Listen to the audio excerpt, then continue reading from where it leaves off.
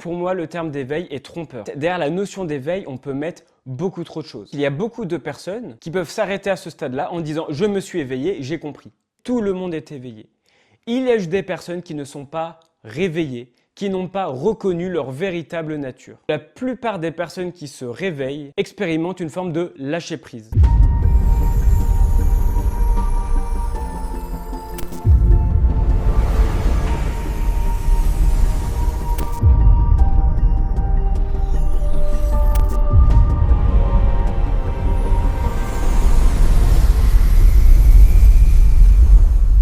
Bonjour à tous, aujourd'hui je vais parler d'un thème qui est central dans la spiritualité, qui est celui de l'éveil spirituel et je vais donner mon avis dessus. Déjà pour commencer, je remarque qu'il y a beaucoup de personnes dans la spiritualité qui ont commencé par un sentiment de mal-être profond, la sensation qu'il manque quelque chose et ils se mettent alors dans une forme de quête, une quête de sens, une recherche.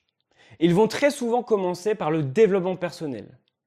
Ils vont essayer de s'améliorer, mais ils vont voir qu'il y a une limite à ce développement personnel. Ils vont toujours sentir à l'intérieur d'eux comme un vide ou un élan d'aller vers quelque chose et ils vont se tourner vers la spiritualité. Et ensuite, très rapidement dans la spiritualité, ils vont être en contact avec cette notion d'éveil spirituel. Alors il y a toute une mythologie autour de l'éveil.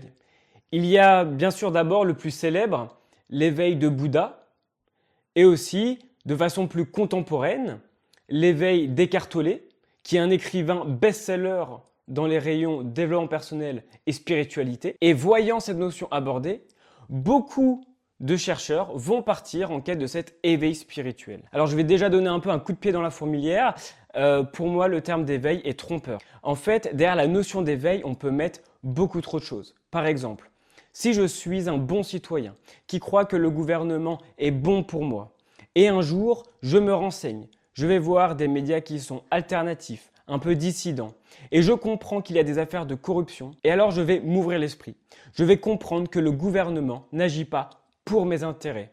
Et alors là, c'est une forme d'éveil en soi. Je me suis éveillé, j'ai ouvert ma conscience. Et donc, il y a beaucoup de personnes qui peuvent s'arrêter à ce stade-là en disant « je me suis éveillé, j'ai compris ». Et c'est un problème. Parce qu'il y a autre chose qui sont qualifiées d'éveil. Par exemple, il y a l'éveil que je vais aborder dans cette vidéo, qui est la reconnaissance de son être véritable, de sa véritable nature. Mais l'éveil ne s'arrête pas là. Il y a peut-être des grands sages comme Zoroastre, Bouddha, Jésus, qui sont allés encore plus loin dans cet éveil de la conscience, qui ont encore plus ascensionné. Et ils sont donc allés à une nouvelle forme d'éveil, plus haute, par exemple christique pour Jésus. Le deuxième point pour lequel le terme d'éveil est trompeur, c'est qu'il sous-entend que nous passerions d'un état non éveillé à un état éveillé. Un peu comme un asticot qui rentre dans une chrysalide pour devenir papillon, avec un avant et un après. Or, l'éveil, ce n'est pas ça. L'éveil, c'est la reconnaissance de ce que l'on est, de notre véritable essence, et de ce que l'on a toujours été. L'éveil, c'est en fait retirer une étiquette, une croyance que nous avons sur nous-mêmes, un peu comme une personne qui a un corps tonique, qui se regarderait dans la glace et qui se trouverait obèse, alors que ce n'est pas ce qu'il est.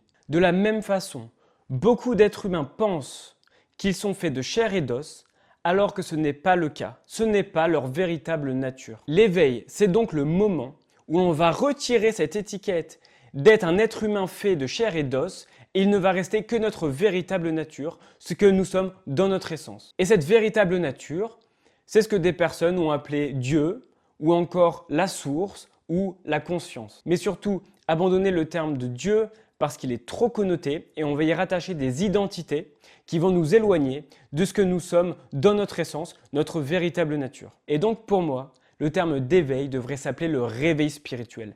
C'est le moment où l'on revient à ce que l'on est et ce que l'on a toujours été. Et en réalité, tout le monde est éveillé. Il y a juste des personnes qui ne sont pas réveillées, qui n'ont pas reconnu leur véritable nature. Et notre véritable nature, que l'on redécouvre lors de notre réveil, c'est celle d'être un être de pure conscience, de pure perception, et non pas un être humain fait de chair et d'os. Et là, vous dites, non mais Alexandre, il débloque.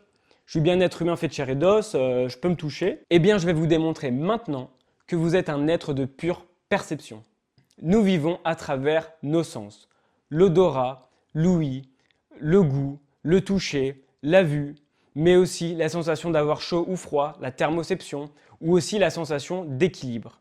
Et ces sensations sont de l'information, de l'énergie qui va circuler dans notre système nerveux à travers les nerfs, puis ensuite être interprétée par notre cerveau ou notre deuxième cerveau, notre intestin. Ces deux organes vont donc interpréter l'information et ce que nous sommes dans notre essence, c'est le résultat de cette interprétation. Nous sommes donc tous pure perception, énergie, et d'ailleurs, le monde n'existe que parce qu'il y a des êtres pour le percevoir. Le monde n'existe pas de lui-même. Pour donner un exemple concret, si nous étions un être humain fait de chair et d'os, nous verrions le monde comme ceci.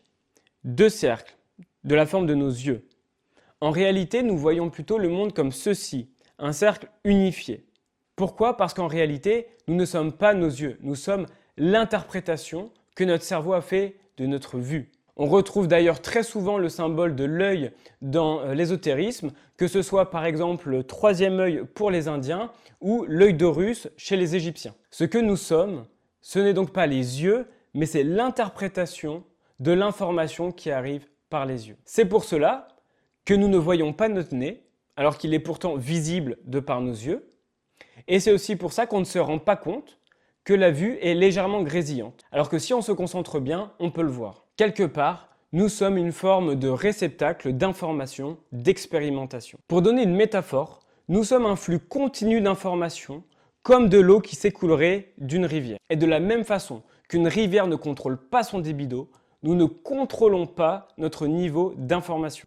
Ce que nous sommes, c'est donc un flux constant d'informations sur lequel nous n'avons pas de contrôle.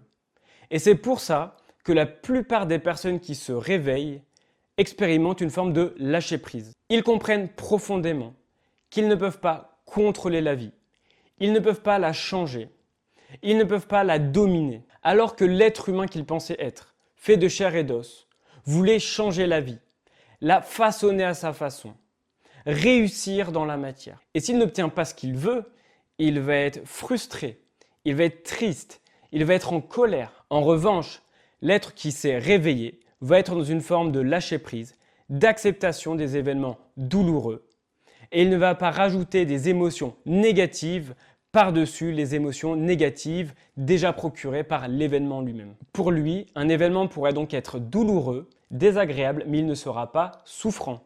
C'est bien la distinction entre les deux. Un autre bénéfice qui va arriver à l'être qui s'est réveillé, ça va être la fin du sentiment de séparation et l'arrivée d'un sentiment d'unité. Pourquoi? Parce que quand on pense être un être humain fait de chair et d'os, on pense être un être humain sur sa planète, perdu dans un cosmos gigantesque, infini. Alors que quand on sait que l'on est un être de pure perception, nous savons que nous sommes aussi bien ce corps que le cosmos entier, que l'univers. Nous sommes tout à la fois. Pourquoi? Dans notre perception, nous voyons notre main, mais nous voyons aussi le paysage. Quelle est la différence entre les deux en réalité? Les deux sont perception. La différence, c'est que les éléments qui semblent être plus proches de moi vont donner l'illusion qu'ils sont plus moi-même de par l'intensité des sensations qu'ils vont procurer. La douleur rentre en compte, par exemple. Si je me coupe, je ne ressentirai pas la même chose que si je vois quelqu'un se couper. Mais ce n'est pas moins moi pour autant. Alors je sais que ce passage est un peu compliqué, mais en gros, si je me coupe, je suis perception. Si je vois la personne qui se coupe, je suis aussi perception de la vue qui se coupe. Et la personne qui s'est coupée est elle-même perception de se couper. Donc nous sommes déjà tous perception. C'est notre véritable nature et nous sommes tous cela. Que nous soyons un animal, une plante, un être humain ou que sais-je. Nous sommes perception. Et donc c'est la fin des identités, de je suis ceci, je suis français, je suis blanc, je suis homme, je suis femme. Et en réalité, nous sommes juste tous conscience. Et comment les êtres réveillés savent qu'ils sont bien perception? Eh bien, c'est que tous les êtres qui se sont réveillés se comprennent quand ils parlent de leur véritable nature, vu qu'ils sont tous la même. C'est-à-dire que même si nos perceptions sont différentes, par exemple, moi je vis l'histoire d'une personne qui s'appelle Alexandre, qui fait 1m72, qui vit à Paris, et d'autres vivront une autre histoire, mais tout le monde expérimente à travers cette histoire, et ce que nous sommes, c'est expérimentation, perception. Et les êtres réveillés, comprenant donc qu'ils sont tous la même chose, vont alors sentir un sentiment d'unité à l'intérieur d'eux. I suddenly felt like I was looking at these thoughts from another perspective. I saw that I was bigger than what I do. I was bigger than my body. I was everything and everyone. I was no longer a fragment of the universe. I was the universe. Voilà, c'est tout pour cette vidéo. J'espère que ça vous a plu. Je vais certainement faire des vidéos complémentaires, aussi d'exercices, pour nous aider à retirer cette étiquette d'être humain fait de chair et d'os et pour nous aider à retrouver notre véritable nature. N'hésitez pas à regarder cette vidéo plusieurs fois pour vous imprégner des notions, des concepts et vous aider à retirer cette étiquette. Voilà, j'espère que vous avez apprécié cette vidéo et je vous dis à très vite. Salut!